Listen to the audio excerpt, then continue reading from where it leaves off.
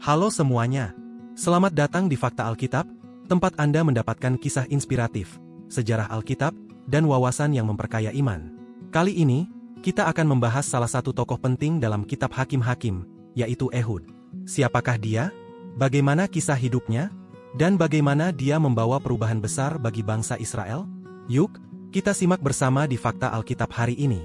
Sebelumnya jangan lupa like dan share konten kami, serta subscribe channel Jawaban.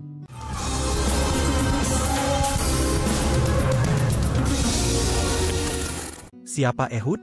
Kisah Ehud terdapat dalam Hakim-Hakim 3 ayat 12-30. Ehud adalah hakim kedua yang diangkat setelah Otniel. Ia berasal dari suku Benyamin, salah satu suku Israel yang terkenal dengan keberanian dan keahlian mereka dalam pertempuran. Ehud memiliki ciri unik, yaitu dia seorang yang kidal atau dalam teks asli Ibrani, tangan kanannya terikat. Hal ini menjadi kunci penting dalam misinya membebaskan bangsa Israel. Kehidupan Ehud sebelum menjadi hakim. Tidak banyak yang diceritakan tentang kehidupan Ehud sebelum dia diangkat menjadi hakim. Namun, ia dipilih untuk membawa upeti kepada Raja Eglon dari Moab, yang menunjukkan bahwa Ehud adalah orang yang dihormati dan dipercaya.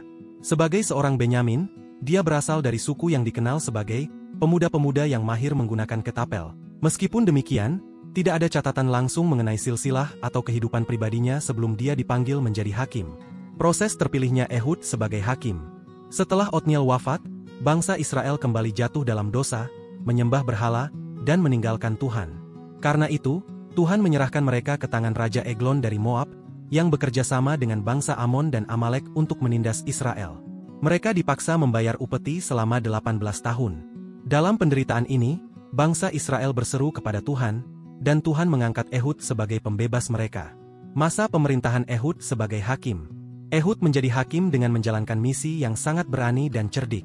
Dia membuat pedang bermata dua sepanjang 1 hasta, yaitu sekitar 45 cm, dan menyembunyikannya di paha kanannya. Mengapa paha kanan? Karena kebanyakan orang yang bertangan kanan akan menyembunyikan senjata di paha kiri, sehingga penjaga tidak memeriksa sisi itu.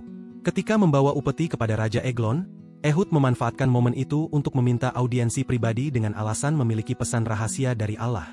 Saat audiensi, ketika Eglon berdiri untuk mendengar pesannya, Ehud dengan cepat mencabut pedangnya dan menusukkannya ke perut Eglon. Raja Moab yang sangat gemuk langsung tewas, dan pedangnya terkubur dalam tubuhnya.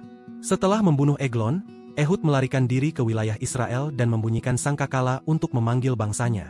Ia memimpin mereka dalam peperangan melawan Moab, yang menghasilkan kemenangan besar. Sekitar 10.000 prajurit Moab, yang semuanya kuat dan berpengalaman, tewas dalam pertempuran itu. Moab akhirnya tunduk di bawah Israel, dan negeri itu mengalami kedamaian selama 80 tahun. Sayangnya, Alkitab tidak memberikan banyak informasi tentang akhir hidup Ehud. Namun, mengingat masa damai yang panjang, yaitu 80 tahun, kemungkinan besar Ehud meninggal dalam usia tua setelah menyelesaikan tugasnya sebagai hakim. Ia dikenang sebagai pembebas Israel dan salah satu pemimpin yang membawa perdamaian bagi bangsanya. Itulah kisah luar biasa dari Ehud. Ehud adalah seorang hakim yang dipilih oleh Allah untuk membebaskan Israel dari penindasan Moab. Dengan kecerdikan dan keberaniannya, ia membunuh Raja Eglon dan memimpin Israel dalam kemenangan besar melawan Moab. Masa pemerintahannya dikenal sebagai salah satu periode damai terpanjang dalam sejarah hakim-hakim, yaitu selama 80 tahun.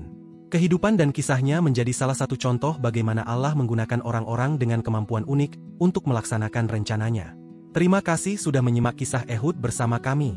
Jika Anda suka dengan konten ini, jangan lupa untuk like, komen, dan subscribe channel Jawaban agar Anda tidak ketinggalan kisah inspiratif lainnya. Bagikan juga video ini kepada teman-teman Anda supaya semakin banyak orang yang diberkati. Sampai jumpa di video berikutnya, dan Tuhan memberkati.